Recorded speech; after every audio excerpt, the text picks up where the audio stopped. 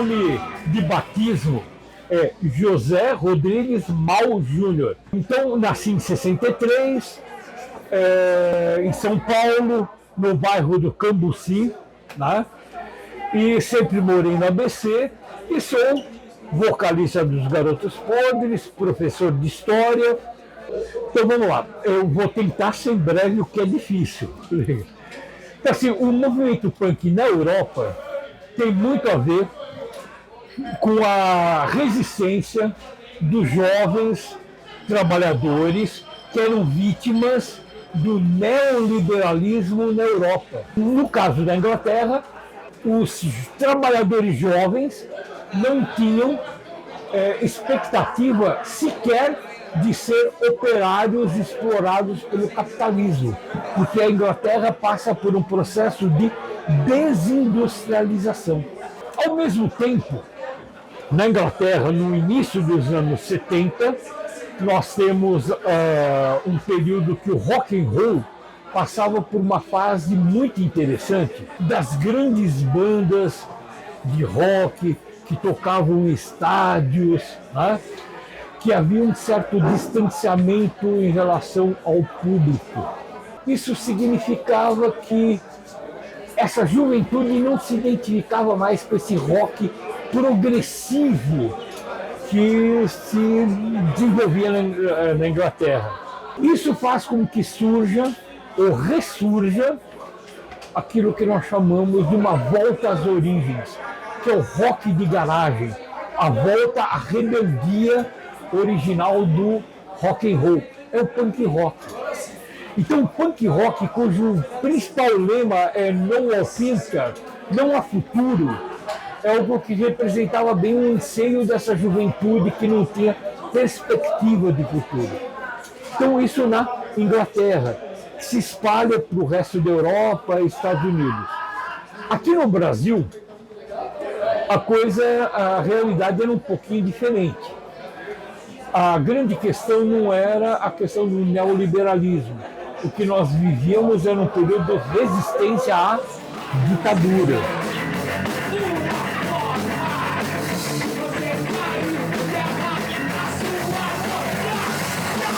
Os anseios de paz, justiça, liberdade e democracia. Então, por exemplo, para a minha geração, a ditadura era algo que a gente via no cotidiano. Tá? E dentro dessa experiência de adolescente, tá? Ao mesmo tempo você recebe a notícia do surgimento de uma proposta musical que representava a rebeldia, que era o punk rock. Então a gente que era moleque, que sentava no fundão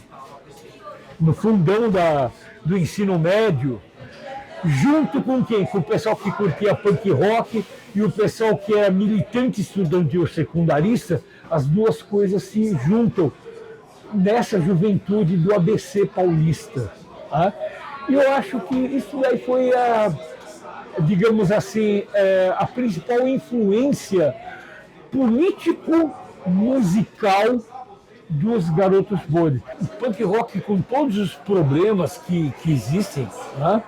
Não são poucos, né? Mas pelo menos é uma válvula de escape, principalmente a partir da música e da arte, porque música e arte é forma de expressão. É meio que isso, é um espaço de expressão quando você quer, tipo, gritar pro vácuo. Eu entendo punk porque, tipo, eu me identificava pra caralho, para um caralho. Foi o lugar mais inclusivo que eu achei. Hoje em dia é mais inclusivo do que era antigamente, mas hoje em dia, tipo, galera trans, galera, tipo, LGBT, QIA+, tipo, todo mundo cola, tipo, eu acho isso importante para o caralho, o que faltava. Acho que o punk, ele serve pra mim, ou pelo menos deveria, né, servir como um ambiente onde a gente se sente seguro o suficiente para expressar essa subjetividade que a própria sociedade não deixa a gente expressar, tá ligado? Então serve como um grito de revolta, um grito de protesto.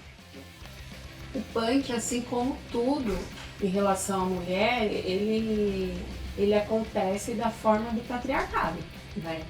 Então, o punk, o espaço punk também é esse lugar que tem a questão machista forte. Sou Tina Kurtz, né?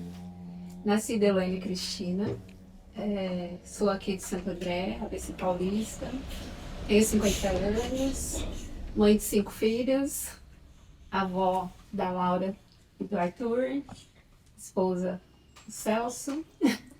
E as pessoas me conhecem mesmo pela forma artística, né? Que é a minha expressão, inclusive, que são os fanzines e os derivados do movimento punk. Meu pai, por um tempo, teve uma banca de jornal, então eu tive muito contato com história em quadrinhos e jornal. Então talvez seja até por isso que eu gosto tanto do impresso, do papel, né?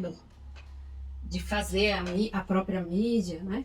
Então eu sempre fazia os textos, as colagens e pensava o que combinava, o que saía ali do meu imaginário, né, da forma que tá.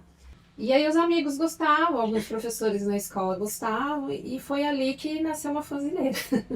Eu sempre tive alma de artista, né? Eu tenho uma estética underground forte, né? Principalmente o fanzine, que não veio do punk, porque o fanzine é muito antes, mas que eu falo que ele é um elemento muito forte, assim como o grafite, por exemplo, é pro hip hop, né? Faz parte daquela estética. Porque você está construindo a sua mídia, né? Você está divulgando, você está passando informação para outras pessoas, né? E ali você mistura tudo, arte, cultura, informação, direitos humanos, xingamento, seja lá o que você tiver, porque a liberdade de expressão é algo que a gente pensa além.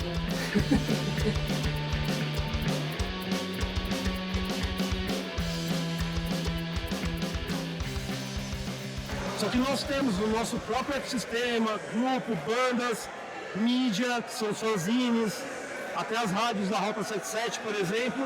A gente não precisa de gravadora famosa, não precisa de porra nenhuma do sistema. Quando você escuta o punk, é automático, né? É visceral, né?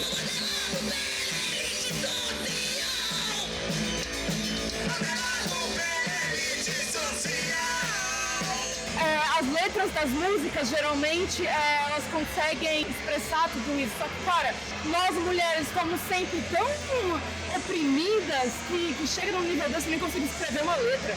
Porque eu acho que não seria o suficiente, tá ligado? Eu acho que é só a gente sendo como a gente é, e o que a gente é, mulheres, e oprimidas por ser mulheres, pelo nosso valor reprodutivo, eu acho que não tem palavras que poderiam expressar. E é por isso que eu sou punk. Não era um lugar fácil para as mulheres, né? Poucas do início ficaram mesmo assim, né? E essas poucas tiveram que resistir muito, né? Dá muita cara a bater para falar, não, esse é o meu lugar. E a gente vive num mundo machista, né? Nunca vai ter o mesmo espaço. E ainda hoje você pega eventos assim que só tem homens, né? Bandas de homens. E hoje a gente tem várias bandas com mulheres, ou só de mulheres, né? Pessoas trans, né? Então, mas por outro lado, a gente, dentro desse rolê, a gente vê que foi um lugar muito importante para discutir de gênero também, né? Porque a gente está falando de liberdade de expressão, a gente está falando de direito de ser quem quiser, e aí a gente está ali também nessa resistência de ocupar os espaços, né? De ter voz, mesmo brigando, né? E é isso também, eu acho que tudo quando relacionado à mulher, a gente briga, né? Lá. Defubá, eu acho que é. Não sei. Oxi. Então são coisas assim que não muda a vida da gente, né? Só que para as pessoas são rótulos. E só porque a pessoa vai num sábado curtir um show, levanta um moicano.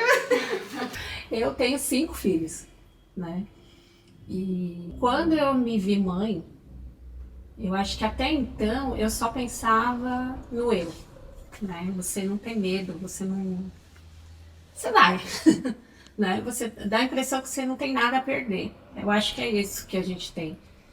E, bom, eu fui mãe aos 21, então eu era muito nova também. Eu acho que o sentimento mais profundo de maternidade para mim é que eu comecei a sentir medo, né? Eu queria um mundo seguro, o medo de você não estar ali para proteger, de cuidar e de querer que tudo... Eu acho que o sentimento que você tem também é de transformar tudo que está ali no seu contato de relação. A maternidade, ela te dá uma força, assim, tão... Chega a ser violenta, né, de tanta força. E, por outro lado, te deixa numa posição de medo, assim, também, de sensibilidade, vamos dizer assim. Dos meus filhos eu cuidei, depois que me separei, mãe solo, então você imagina, 4 filhos, né?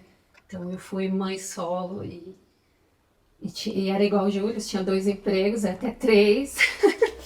Mas o que eu pude para fazer, para estar presente, né? Então sempre tive essa questão, como eu trabalhava já com arte e educação, eu acabava dividindo dias e horários para poder estar junto, para ter o dia de buscar na escola.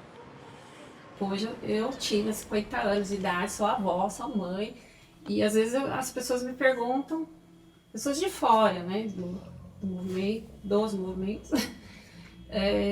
mas você ainda tá nessa de usar camiseta de banda e de desenho animado? Cara, mas é o que me faz bem, é o que eu gosto, eu não tô mexendo com ninguém, né? Mas eu acho que é isso, as pessoas julgam um visual carregado e todo aquele simbolismo faz sentido, né? De forma estética, comportamental e musical, o punk acaba agredindo tudo que é convencional, o status quo. Você tá ali pra chocar mesmo, é aquele momento que você tem de gritar, né, de pôr pra fora a sua revolta. Então é a forma que você tem de se rebelar contra o mundo, e não quer dizer que você vai sair por aí brigando, socando, aquela coisa que punk come criancinha. As pessoas associam o punk muito à roupa, né, e estética, visual, mas não tem noção nenhuma da questão da consciência humana, né, de direitos humanos, de pensamento coletivo.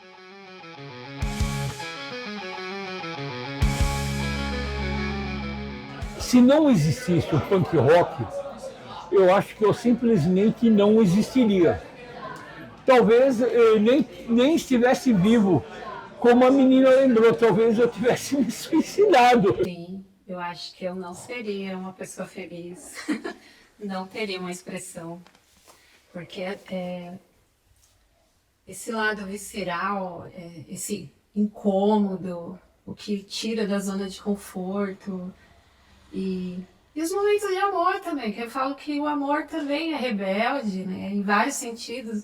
E no fundo o que a gente tem com essa rebeldia toda é amor ao mundo, à natureza, ao outro, ao direito do outro ser quem quiser. É amor, é uma revolução. E eu não me vejo uma pessoa...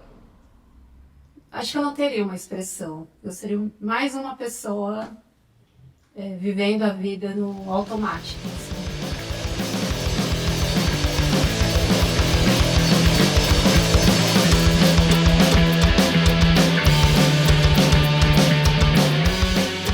Porque ser punk é inexplicável, tá no sangue.